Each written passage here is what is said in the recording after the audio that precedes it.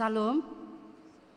Marilah kita mempersiapkan hati dan pikiran kita untuk memulai ibadah pagi Minggu 5 November 2023. Tema minggu kita saat ini, muliakan Tuhan dengan harta dan tubuhmu. Minggu ke-22 setelah Trinitatis Ketritunggalan, kita berdoa dalam hati kita masing-masing. Mulai.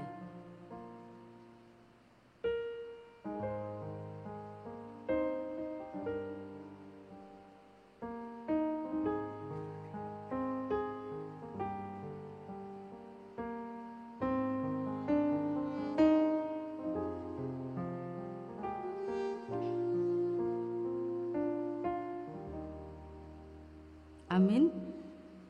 Kita bernyanyi dari pelengkap Kidung Jemaat nomor 2 ayat 1, mulialah namanya.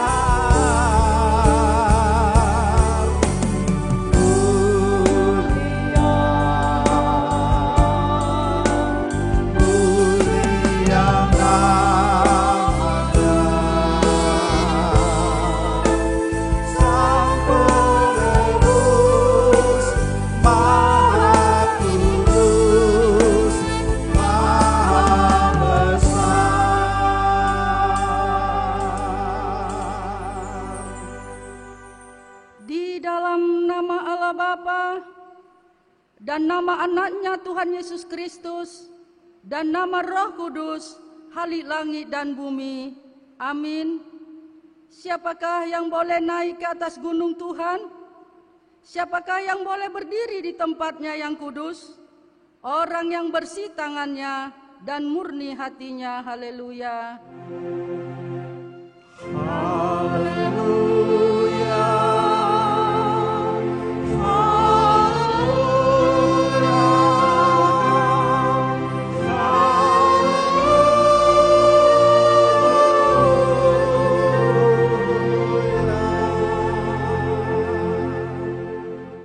berdoa.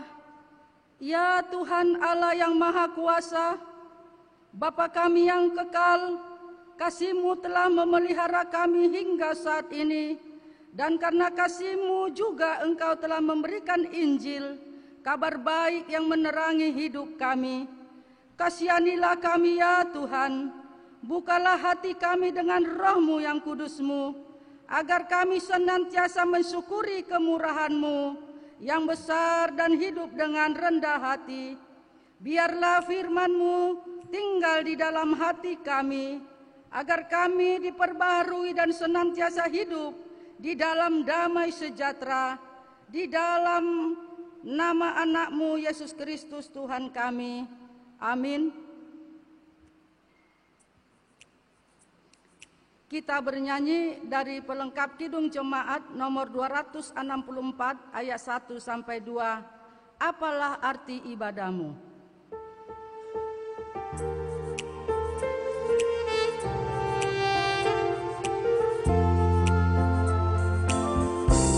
Apalah arti ibadahmu kepada Tuhan, bila tiada rela sujud dan sungguh. Apalah arti ibadahmu kepada Tuhan, bila tiada hati tulus dan sungguh. Ibadah sejati jadikanlah persembahan, ibadah sejati kasihilah sesamamu, ibadah sejati yang berkenan bagi Tuhan, jujur dan tulus ibadah murni bagi Tuhan. Marilah ikut melayani orang berkeluh, agar iman tetap kuat serta teguh. Itulah tugas pelayanan, juga panggilan, persembahan yang berkenan bagi Tuhan. Ibadah sejati jadikanlah persembahan,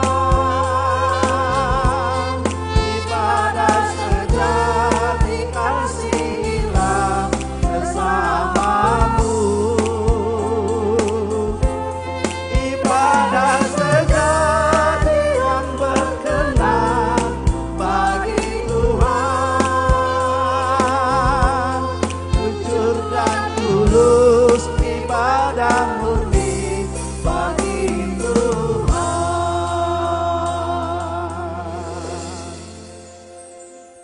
Marilah kita mendengarkan firman Allah sebagai pendahuluan khotbah yang tertulis dalam Roma 12 ayat 1 sampai 2. Di ayat terakhir kita sama-sama membaca. Karena itu saudara-saudara, demi kemurahan Allah, aku menasihatkan kamu supaya kamu mempersembahkan tubuhmu sebagai persembahan yang hidup, yang kudus dan yang berkenan kepada Allah. Itu adalah ibadahmu yang sejati. Mari sama-sama amanginang. Janganlah kamu menjadi serupa dengan dunia ini, tetapi berubahlah oleh pembaharuan budimu, sehingga kamu dapat membedakan manakah kehendak Allah, apa yang baik, yang berkenan kepada Allah, dan yang sempurna. Demikianlah sejauh firman Tuhan. Yang berbahagia ialah mereka yang mendengarkan firman Allah dan yang memeliharanya. Amin. Kita bernyanyi dari Kidung Jemaat nomor 457 ayat 2 sampai 3, Ya Tuhan tiap jam.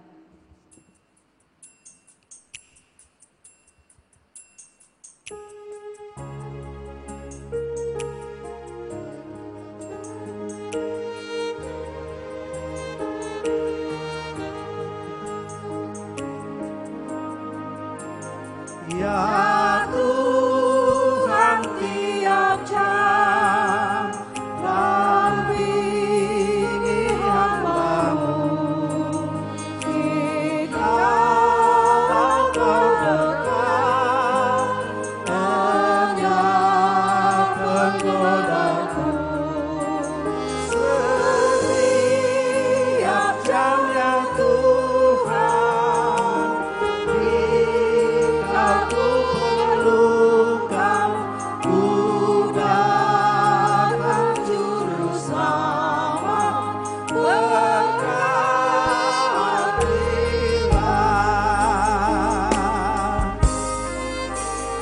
Ya Tuhan tiap jam di suka dukaku,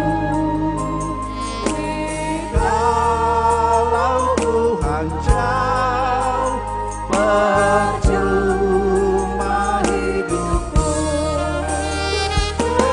Setiap jam ya Tuhan, jika ku perlukan, ku datang juru selamat,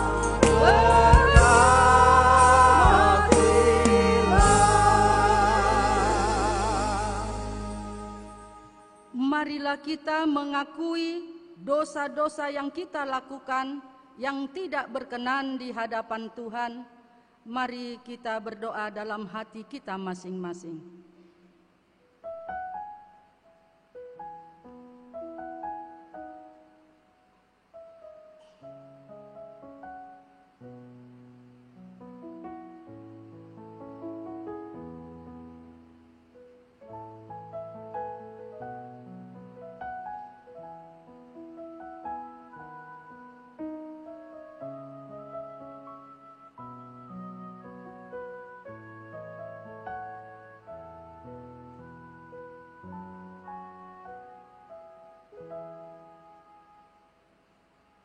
Marilah kita berdoa. Bapa kami yang di surga yang maha kudus, kami tidak layak datang ke hadapan-Mu, karena kami senantiasa bergelimang dengan dosa, karena pikiran dan perbuatan kami senantiasa bertentangan dengan kebenaran-Mu.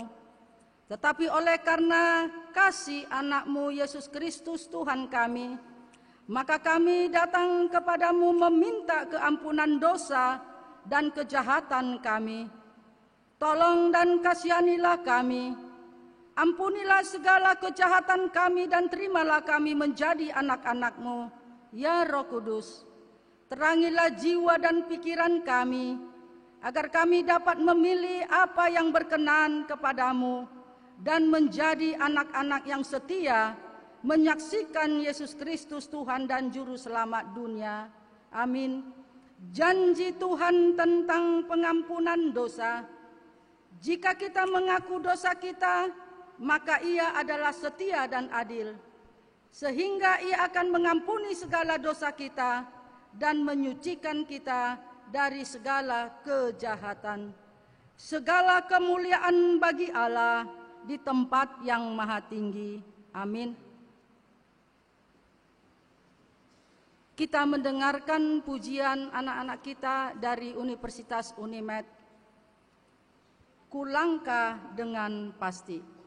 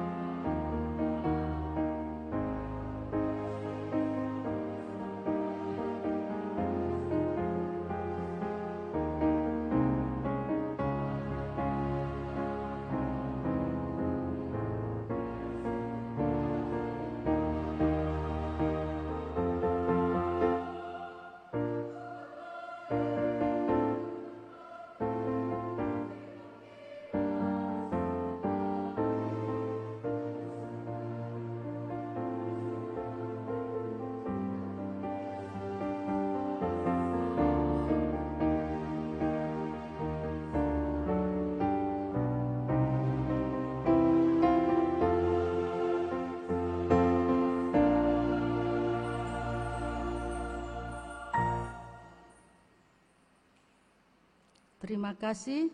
Tuhan Yesus memberkati dalam pendidikan anak-anak kami. Mari kita persiapkan lagu kita dari nomor 440 ayat 2 sampai 3, Di Badai Topan Dunia.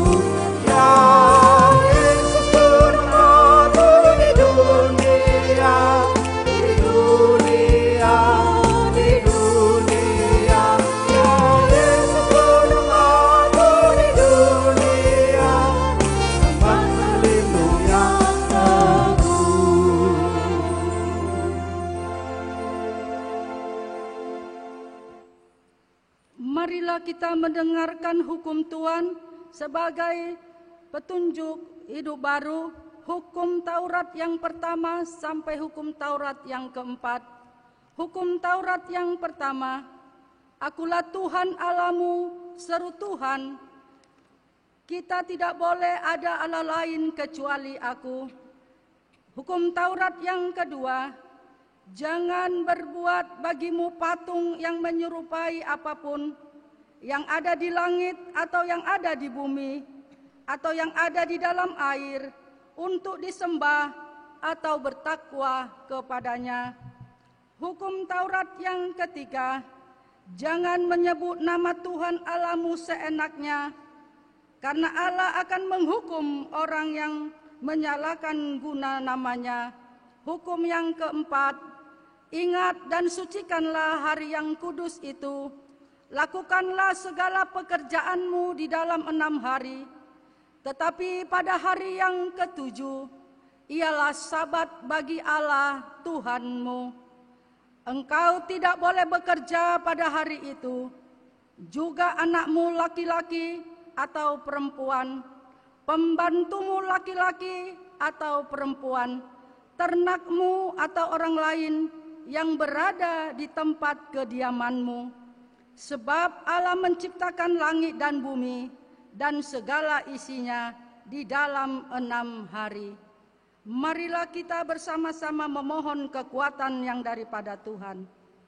Ya Allah Bapa kami, berilah kami kekuatan untuk melakukan yang sesuai dengan hukum-Mu. Amin. Kita bernyanyi dari Kidung Jemaat nomor 370 ayat 1 tambah 3, Ku mau berjalan dengan juru selamatku.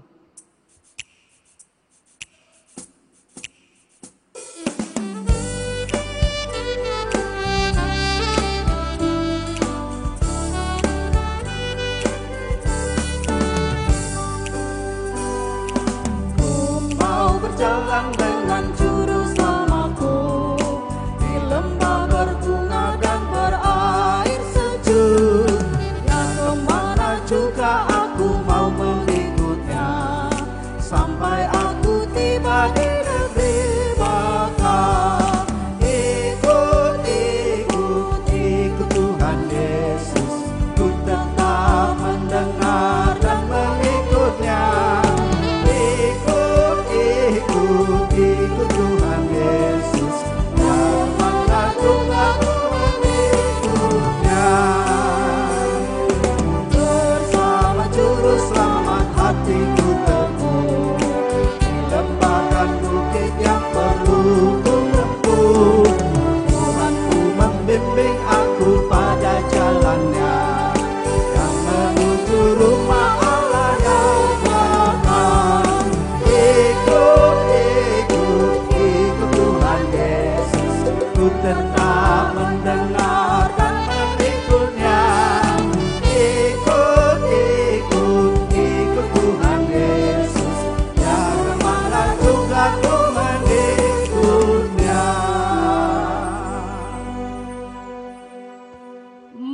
kita bersaksi mengikrarkan pengakuan iman kita bersama jemaat pada segala abad di seluruh dunia ini.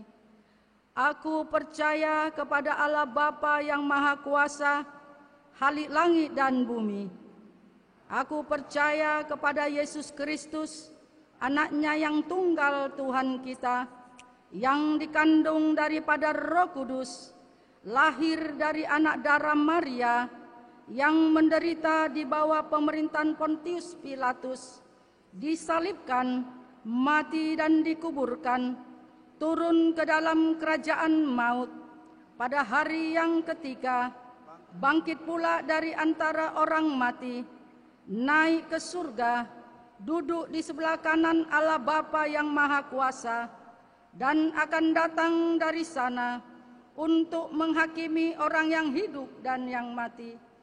Aku percaya kepada Roh Kudus, gereja yang kudus dan am, persekutuan orang kudus, pengampunan dosa, kebangkitan daging, dan hidup yang kekal. Amin. Menyambut sabda Tuhan, kita bernyanyi dari Kidung Jemaat nomor 53 ayat 1 sampai 2. Tuhan Allah telah berfirman.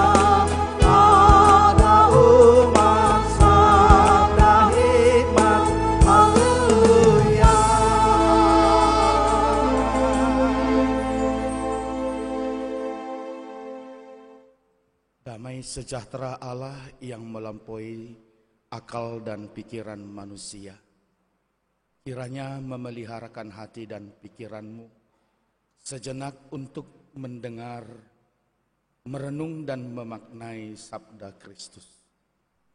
Amin. Firman Tuhan yang akan kita renungkan pada minggu pagi ini diambil dari Amsal pasal 3 ayat 9 sampai dengan ayat 10. Demikian firman Tuhan, saya akan bacakan untuk kita. Muliakanlah Tuhan dengan hartamu dan dengan hasil pertama dari segala penghasilanmu. Maka lumbung-lumbungmu akan diisi penuh sampai melimpah-limpah. Dan bejana pemerahanmu akan meluap dengan air buah anggurnya. Demikian firman Tuhan. Yang berbahagia adalah yang mendengar merenung dan melakukan firman Tuhan. Jemaat yang dikasihi Tuhan Yesus Kristus, tema khotbah kita dalam terang muliakan Tuhan dengan harta dan tubuhmu. Ketika berbicara tentang harta, apa yang menjadi pemikiran kita? Tentu adalah sebuah sukses di dalam hidup ini. Karena dengan harta atau uang bisa kita pakai dalam segala hal untuk fasilitas kita. Tetapi jika berhubungan dengan harta ini, apa kata Alkitab? Apa kata seorang raja yang tersohor, yang terkenal di masa kejayaan orang Israel?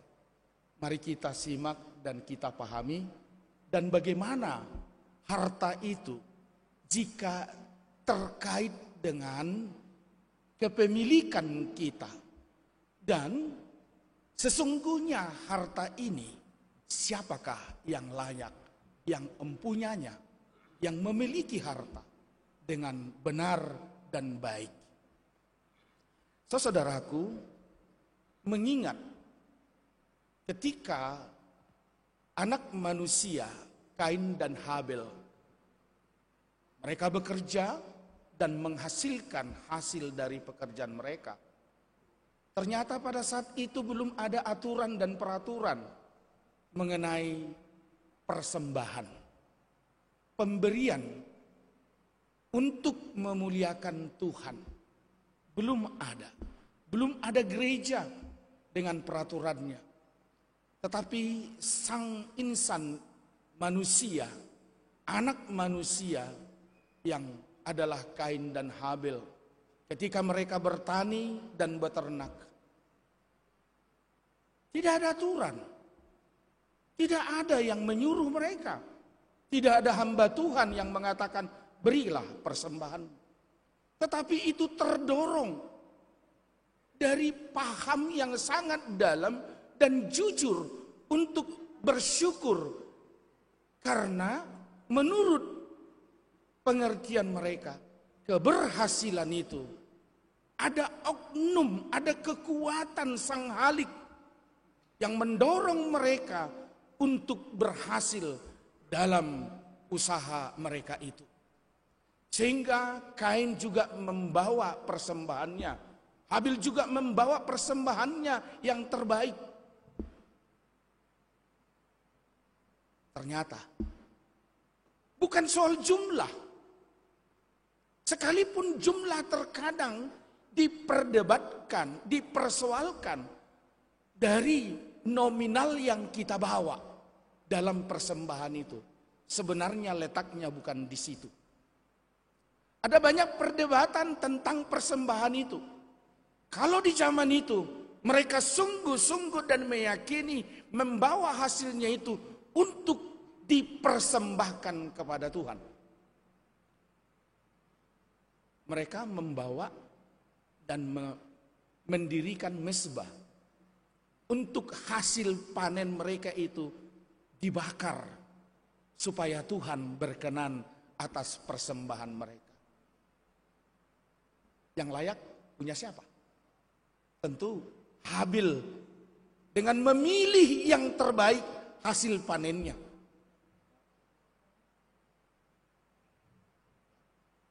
Hasil usahanya.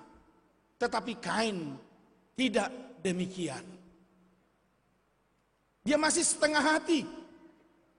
Dan bisa jadi kalau kita tafsirkan sendiri, bisa jadi Kain ini mendua hati dalam memberi kepada Tuhan. Ataukah dia belum jelas persembahan itu diberikan kepada siapa? Tapi setelah terbukti asap dari persembahan itu, Habil punya dengan tulus naik ke atas. Ada keirian, ada cemburu daripada Kain. Cemburu. Demikian halnya di tengah kehidupan kita. Sering kita cemburu dengan pemberian orang. Ingat, berarti kita masih identik dengan Kain. Saudara yang dikasihi Tuhan kita Yesus Kristus, ketika persembahan selalu diberi kepada Tuhan, ada tafsiran dan pemahaman masing-masing tentang persembahan itu. Ada intervensi pikiran kita, benarkah persembahan ini adalah untuk Tuhan? Sehingga sayang sekali kalau ini dibakar.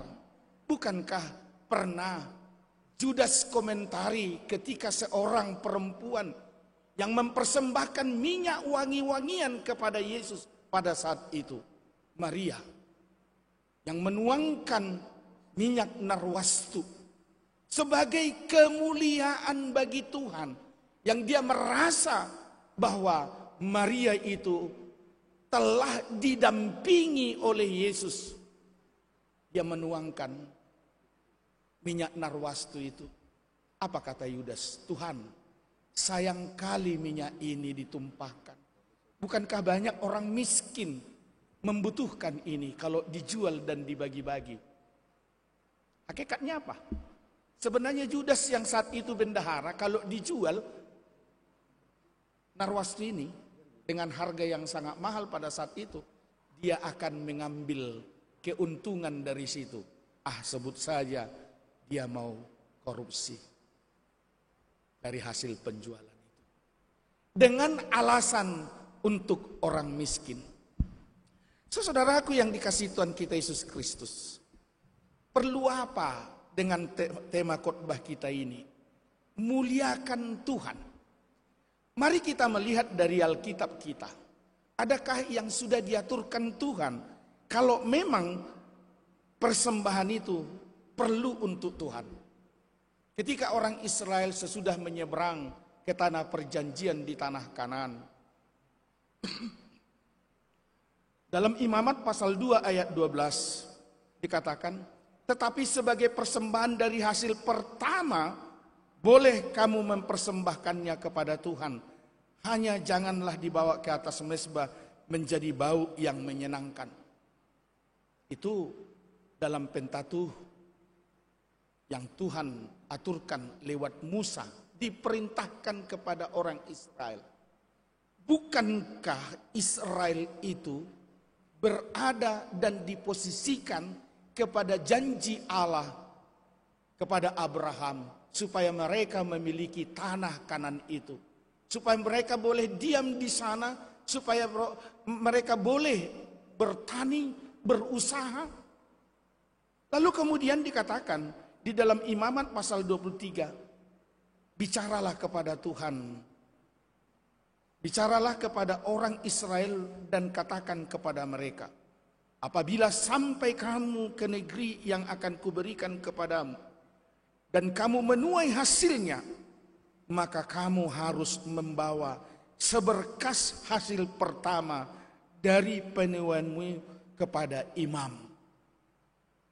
Saudaraku, kalau di zamannya itu membawa persembahan dibawa ke bait Allah, persembahan itu dibakar untuk menyenangkan hati Tuhan.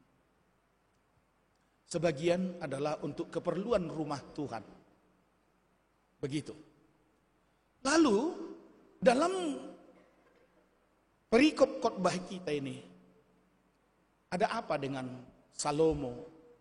Untuk mengingatkan kembali dalam khotbah kita ini mengatakan, muliakanlah Tuhan dengan hartamu.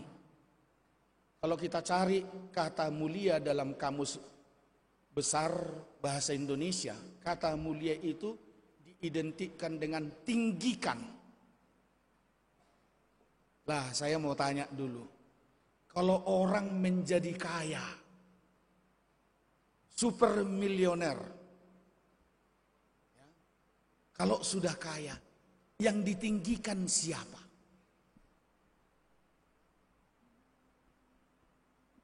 Coba kita renungkan.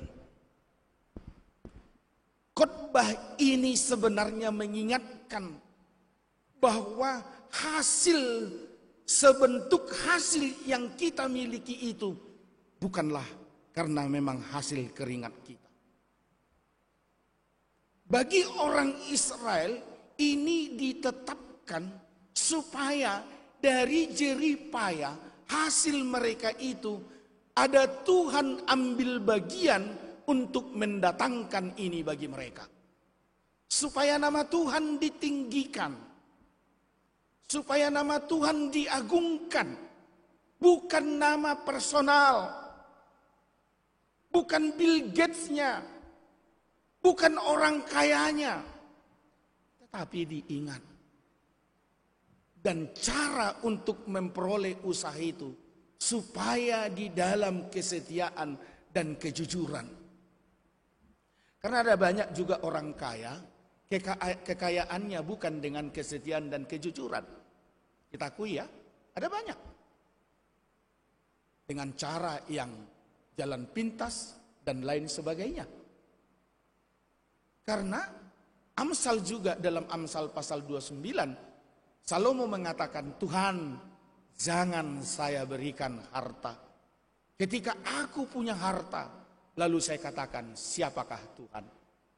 Tapi dia juga mengingatkan, Tuhan, jangan saya buat menjadi miskin. Ketika saya miskin, saya akan mempermalukan Tuhan. Karena jalannya akan serong, akan mencuri. Dengan usaha yang tidak halal. Kan kira-kira demikian. Tetapi kita diingatkan di sini, bagaimana kita memuliakan Tuhan dengan harta kita. Itu supaya kita ingat bahwa apa yang ada, yang kita miliki ini sumbernya daripada Tuhan. Karena memang kita juga harus ingat bahwa kita ada di sini dan kini adalah karena Tuhan. Karena Tuhan. Karena Ayub juga berkata, aku datang ke dunia ini tidak membawa apa-apa dan aku kembali kepada Dia dan tidak membawa apa? Jadi kenapa kita harus bangga? Bisa bangga karena memang hasilnya dari cara yang tidak benar. Sehingga pemampatan harta itu dan kekayaan itu juga dengan tidak benar. Demikian juga kita diingatkan dengan epistel tadi. Apa kata epistel kita? Kata di sana, itulah ibadahmu yang sempurna. Memberi persembahan itu, persembahkanlah hartamu, persembahkan juga tubuhmu. Karena itu adalah milik Tuhan. Nanti kelak Tuhan akan melihat. Dan kita harus mempertanggungjawabkan semua integritas kita, keberadaan kita selama di dunia ini. Ibaratnya kita ini sedang meminjam sesuatu dari Tuhan dan nanti harus kita pertanggungjawabkan. Saudara yang dikasihi Tuhan Yesus Kristus, Paulus lebih identik mengatakan, itulah ibadahmu yang sempurna. Karena teringat waktu Yosua juga masuk ke tanah Kanaan, ada keraguan-raguan umat Israel untuk menyembah Tuhan. Ya. Lalu dia berkata dalam Yosua pasal 24 ayat 15. Tetapi aku dan seisi rumahku akan beribadah kepada siapa? Kepada Tuhan. Kata ibadah. Kalau kita lihat kata ibadah dan kata ibadah, mau kemana kamu? Kalau ditanya mau ibadah, mau kebaktian, di mana kebaktian? GKP Pamen. Kalau kata bakti itu berarti kalau disebut dengan kerja bakti, biasanya ada hari Jumat itu kerjasama, membersihkan pekarangan kantor atau selokan, kan ada gitu. Tapi ibadah itu adalah melibatkan diri, setia melakukan perintah Tuhan. Loh, kalau saya persingkat demikian. Ibadah berarti mengikut sertakan diri kepada pekerjaan yang dikehendaki Tuhan atau firman Tuhan. Berarti beribadah, hidup kita yang sepanjang hidup kita ini beribadah artinya sama dengan Yosua tadi berkata, aku dan seisi rumahku akan beribadah. Akan melibatkan diri kepada apa yang Tuhan kehendaki untuk kulakukan selama hidupku. Berarti bukan apa yang kita suka, apa yang kita mau, bukan. Berarti menghambakan diri kepada yang dikehendaki Tuhan. Coba, kalau di kertas kita tadi kan ada kata berdiri. Kalau kita duduk aja, ibarat kalau kita identikkan ibadah kebaktian kita ini dengan kehidupan kita sehari-hari, ada tulisan berdiri. Kalau misalnya amang pendeta, pak pendeta atau liturgis itu tidak ikut berdiri, apa kata jemaat? Tidak setia, tidak patuh. Sebagai contoh yang tidak patuh. Ketika kita tidak melakukan hukum Tuhan, berarti kita tidak patuh kepada Tuhan. Memuliakan Tuhan adalah meninggikan Tuhan dari hidup kita. Melalui apa? Harta kita. Lalu dikatakan juga dengan tubuh kita. Kata tubuh di sini melibatkan tubuh kita dalam pekerjaan Tuhan. Ada orang melibatkan dalam pekerjaan Tuhan itu hanya cakapnya aja. Hanya uangnya saja. Saudaraku, kalau disebut dengan kerja bakti, masih adakah orang mau ikut kerja bakti? Masih adakah? Ayo kita kerja bakti misalnya satu lorongan komplek rumah itu. Masih maukah? Ada banyak juga orang daripada aku ikut gitu, uangnya yang dikasih. Benarkah? Boleh, boleh juga. Tapi dari sama sekali tidak ada, berarti juga hartanya dia libatkan untuk berbakti. Kalau dia pun tidak hadir, tapi sebaiknya yang dimaksud berbakti itu atau kerja bakti itu ikut bagian, ada wajahnya, ada tubuhnya, ada geraknya, tenaganya, ikut dalam kerja bakti itu. Saudara-saudara yang dikasihi Tuhan kita Yesus Kristus. Lalu kita mau komentari tentang memuliakan Tuhan lewat mempersembahkan. Atau kita identikkan dengan persembahan. Ada banyak di website dan buku-buku yang mengomentari. Kalau ditanya, kenapa kita harus beri persembahan? Sontak ketika datang keranjang persembahan, kita juga ikut memberi. Benar enggak? Tapi ada banyak juga orang tidak paham, kenapa harus memberi persembahan? Dari pembacaan saya meneliti, ada banyak mengomentari untuk apa memberi persembahan. Bukankah ada banyak gereja juga mengomentari tentang persembahan itu, itu kan untuk pendeta, hamba Tuhan. Karena ada banyak juga hamba-hamba yang mendirikan gereja dan menyatakan tentang pemberian persembahan itu dengan istilah persepuluhan. Apa kaitannya perjanjian lama dengan perjanjian baru? Lalu mereka juga berkata hamba Tuhan ini mencela atau mendesak orang-orang jemaatnya yang tidak memberi persepuluhannya. Lalu GKPI kenapa tidak dengan persepuluhan? Jujurkah kita kalau menyebut persepuluhan? Jujurkah kita dengan memberi ke keranjang persembahan itu demi memuliakan Tuhan? Kita kasih? Ataukah kita katakan, Tuhan, inilah persembahanku minggu ini? Ataukah faktor kebiasaan? Orang ngasih, kita ngasih. Maka ketika disebut dalam jumlah, rasanya kita ada apa kalau melewati batas dari jumlah persembahan orang lain dengan kita berbeda? Ya, persembahannya banyak. Bisa. Dia kan orang kaya. Lalu kalau kita ingat persembahan si janda miskin yang dikatakan oleh Yesus. Sama murid-muridnya, lihatlah. Kalau yang kaya itu memberi dari sisa. Kalau si janda itu, itulah miliknya.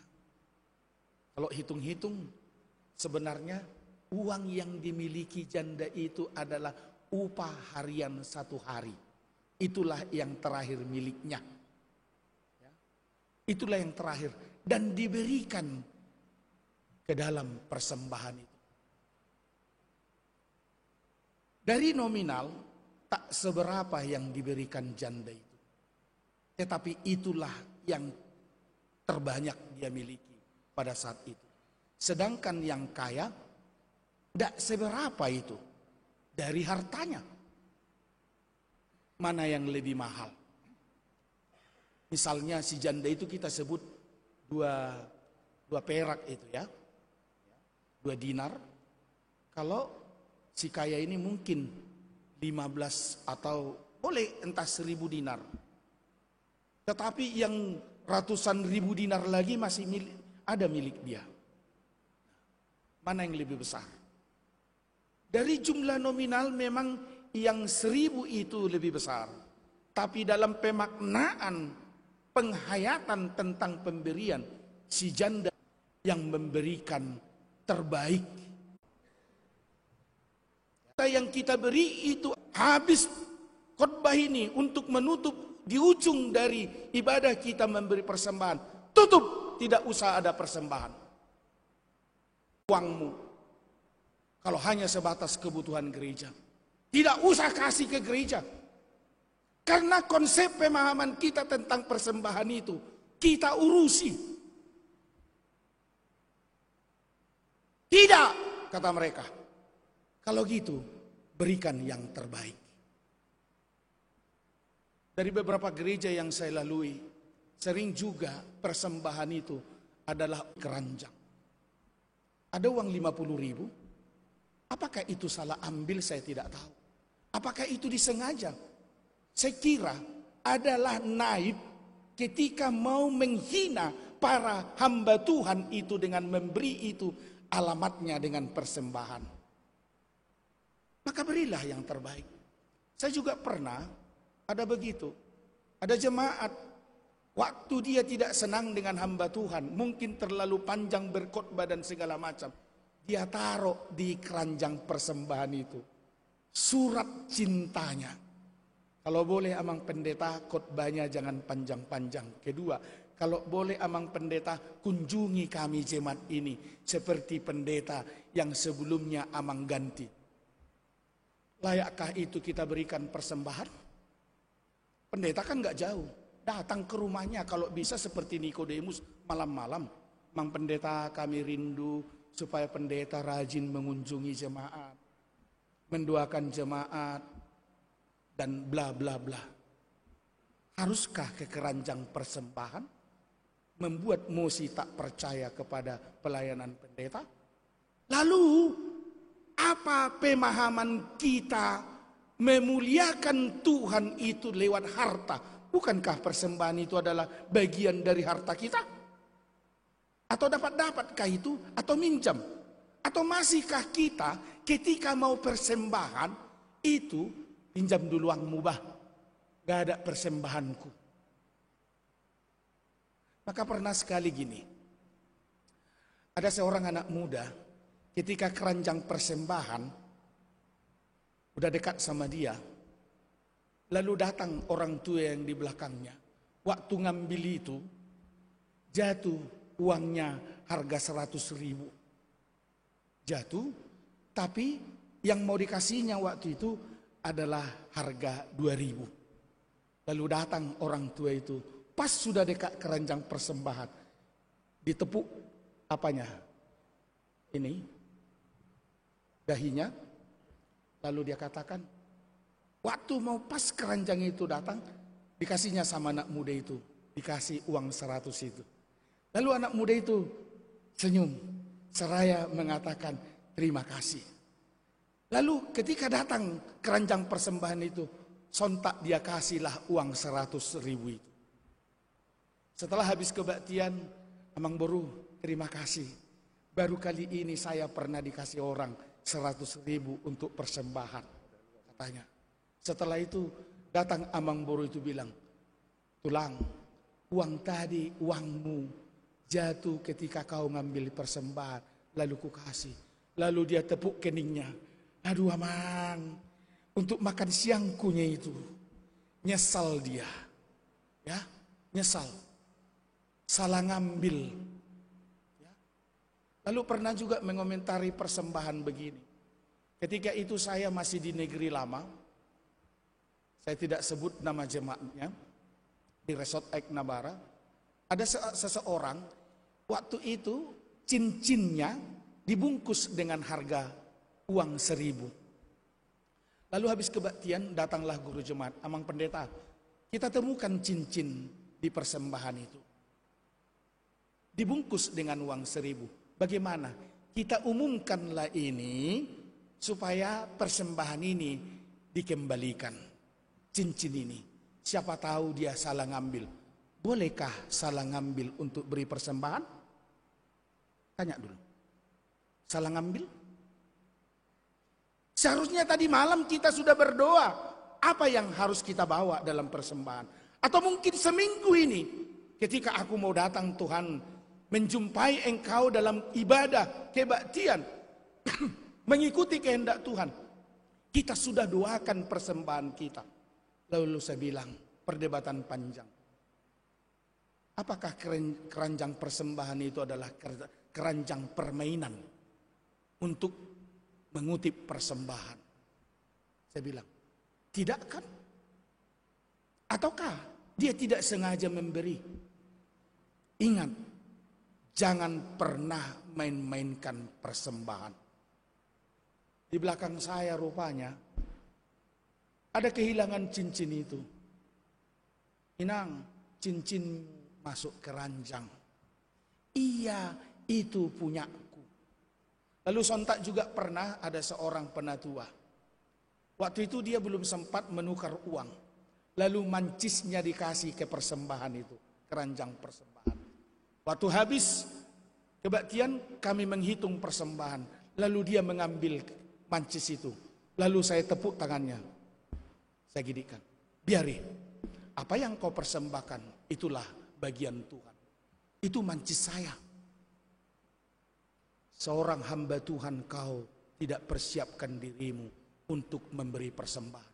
Masa mancis kau kasih persembahanmu? Lalu mereka, ya, saya tegas, yang kita beri itu adalah persembahan kita. Maka hamba Tuhan, pengelola gereja, jangan main-main dengan persembahan. Apakah pernah kita temukan gereja ada ribut karena uang gereja? Karena itu adalah milik Tuhan. Harus dengan hati yang jujur dan setia untuk memperlakukan milik Tuhan. Supaya orang lain jangan tersandung. Gereja jangan batu sandungan.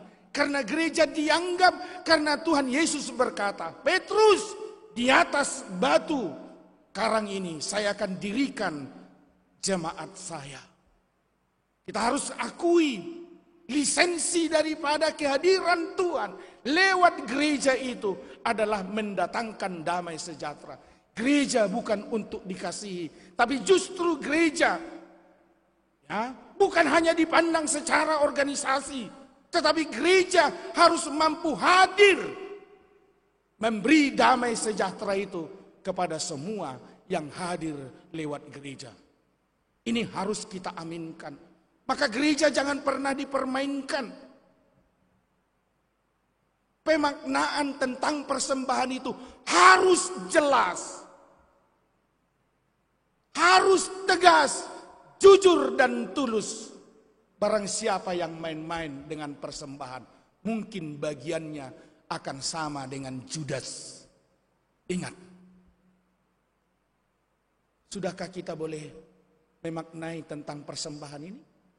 Maka persembahan itu seharusnya sampai sekarang harus kita maknai bahwa itu kita berikan untuk kemuliaan Tuhan. Meninggikan Tuhan, bukan meninggikan nama siapapun. Tidak. Jangan curi kemuliaan Tuhan itu. Jangan namamu ditinggikan, tetapi nama Tuhan. Makanya termasuk KOR bisakah memuliakan Tuhan? Saya tidak setuju kalau KOR itu ada di gereja dengan alasan. Kenapa? Ketika KOR sektor ini, KOR sektor ini, datang anggota KOR itu. KOR kita yang baik tadi ya. Apa festival? Iya kan? KOR orang lain tidak didengar Tuhan.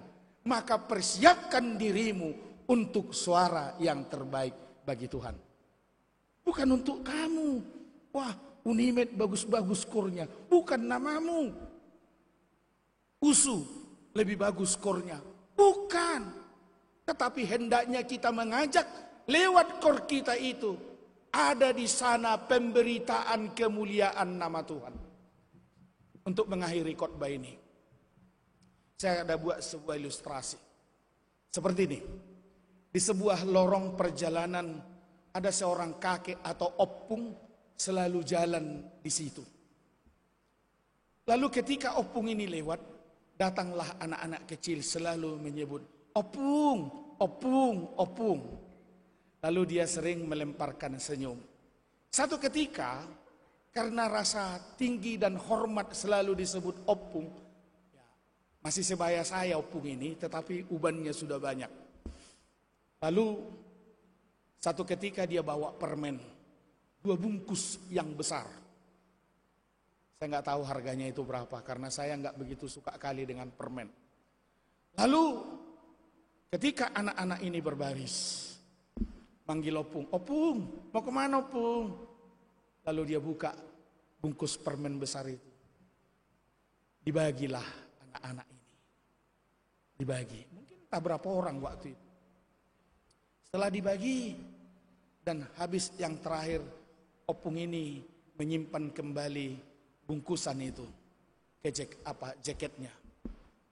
Lalu ke yang pertama dia katakan, "Pung, bagilah permenmu." Lalu yang pertama bilang, "Lucu opung ini, opungnya ngasih kok diminta lagi." Nah, lalu yang kedua, yang pertama tadi udah dimakannya bonbonnya itu. Ada 5 permen itu dikasih. Yang kedua, "Pung, bagilah permenmu." Opung, kan masih banyak permen opung, kok minta lagi? Macam gak tulus opung ngasihnya sama kami. Kan kira-kira gitu. Bla bla bla bla bla. Lalu ada juga bagian anak-anak ini, "Bagilah permen opung."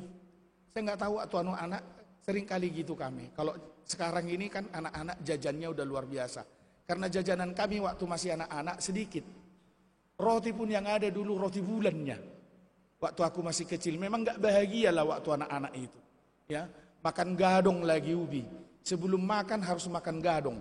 Nah, jadi waktu itu yang saya tahu ketika diminta dibungkus, buka bungkusnya ini, udah dijilatnya permennya itu. Minta opung, kata si opung inilah sama si cucu tadi. "Sini opung biar ku kasih." Nah, jilatlah katanya. Bisa makannya dengan kawannya. Lalu ada lagi yang satu lagi, "Pung, bagilah permenmu." Lalu diambilnya permen ini, kalau bahasa Batak ditopik, digigit sedikit, lalu dikeluarkan dari mulutnya, dikasih sama opungnya itu. Ini pung katanya. Lalu yang terakhir, dia tengoklah perlakuan sama opungnya ini. Ketika dikasih dia, sebenarnya dia tidak berani memakan permen ini. Ada apa permen ini? Kok baik kali opung ini? Dia tunggu. Ketika dia minta, pung, mintalah permenmu. Lalu dia kasih semuanya. Loh, kok baik kali kau pung? Kan udah ku kasih. Itu kan punya opung. Permen itu kan punya opung, bukan punyaku. Maka opung berhak mendapat itu. Kok baik kali. Saya nggak tahu anak siapa ini, apa anak pendeta, atau anak sintua, atau anak anggota jemaat. Paupu tadi. Dia yakin dia kasih balik permen itu. Setelah itu, pada nengoklah anak-anak ini.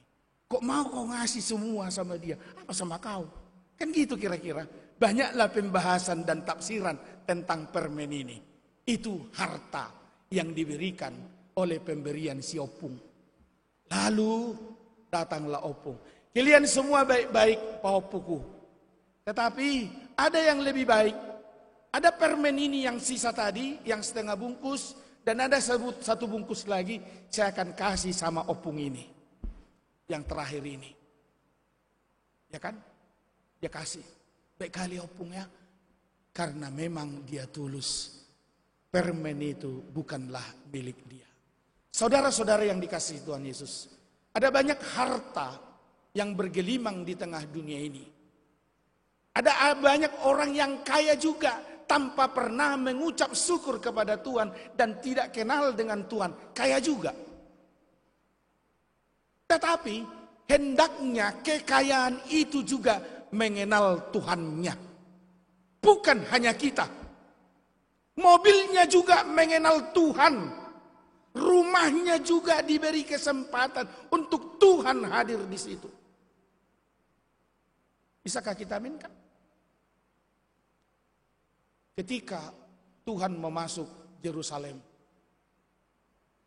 dikatakan kepada murid-muridnya, pergilah ke kampung depan sana.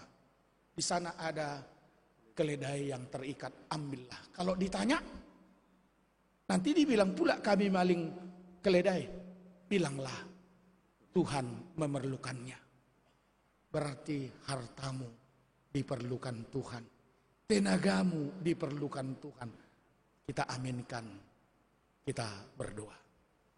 Terima kasih Tuhan, kalau kami boleh menyadari, kami ada dan kami menjadi, memiliki apa yang ada, kami miliki sekarang, adalah karena Tuhan. Ingatkan kami Tuhan, ada banyak orang yang berhasil, tapi tidak pernah memuliakan Tuhan lewat keberhasilan, kekayaan dan hartanya. Biarlah sebagaimana umat Tuhan Israel akan diingatkan selalu bahwa semuanya itu adalah karena Tuhan dan akan kembali kepada Tuhan. Siapakah kami Tuhan akan memberikan sesuatu kepadamu yang kau tuntut supaya kami meninggikan Engkau, setia kepadamu di dalam hidup kami.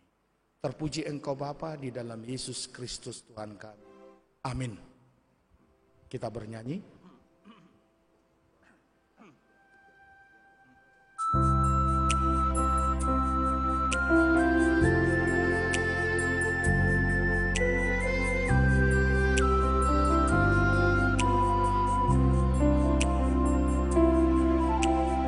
Hanya Dikau sajalah perlindungan yang teguh. Bila hidup menekan, Kau harapanku penuh. Oh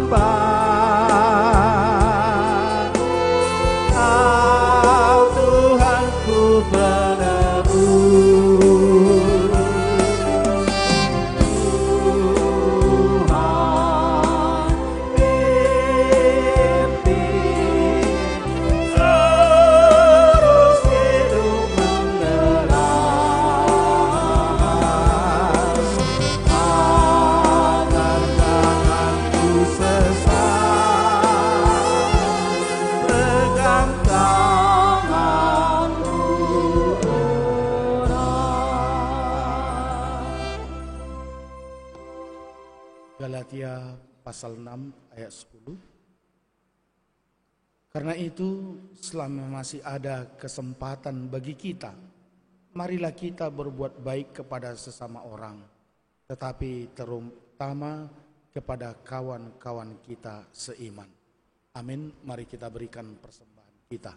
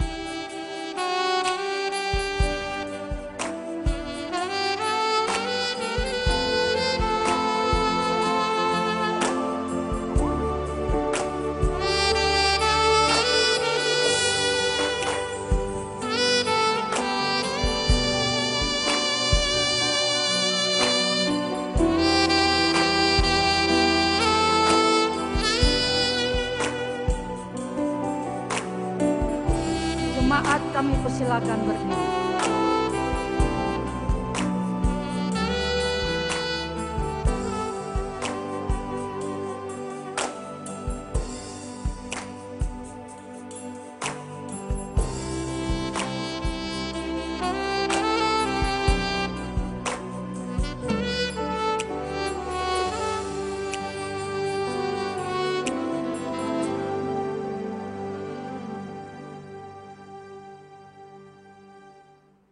Marilah kita berdoa. Ya Allah, Bapa kami yang di surga, kami mengaku dengan setulus hati, Engkaulah sumber segala berkat dan karunia. Di sini kami memberikan persembahan syukur kami kepadamu. Terimalah persembahan umat-Mu dan berkatilah menjadi alat kesaksian, persekutuan dan pelayanan jemaat-Mu ini. Jadikanlah hidup kami persembahan yang berkenan kepadamu, dan pakailah hidup kami untuk turut menghadirkan tanda-tanda kerajaan-Mu di seluruh dunia ini, kasih, keadilan, damai sejahtera, dan sukacita. Bukalah hati kami oleh Roh Kudus-Mu, agar kami senantiasa mengucapkan syukur kepadamu, di dalam nama Yesus Kristus Tuhan kami. Amin.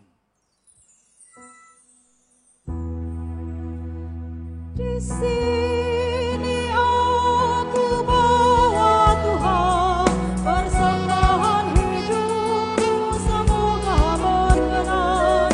Berapa nilainya Tuhan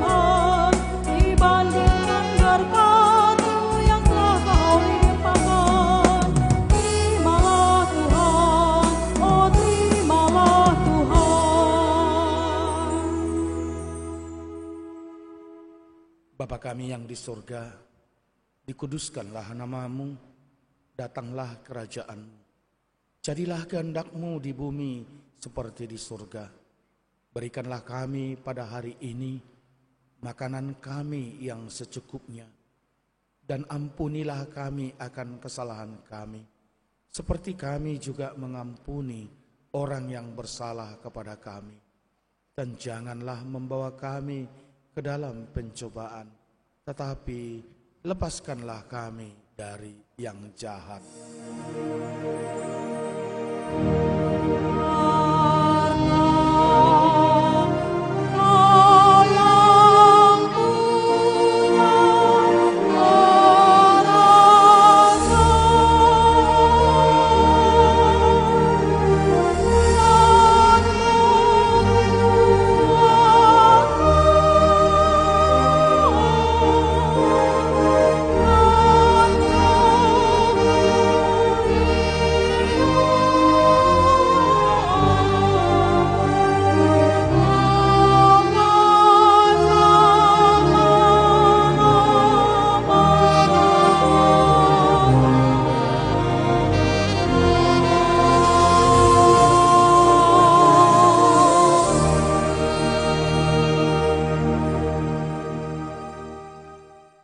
Jemaat Tuhan, Tuhan menginginkan kita memuliakannya, baik lewat harta dan hidup kita, dan terimalah berkat daripada Tuhan.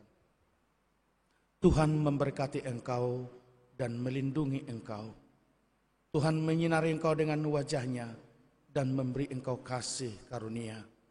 Tuhan menghadapkan wajah-Nya kepadamu dan memberi engkau damai sejahtera.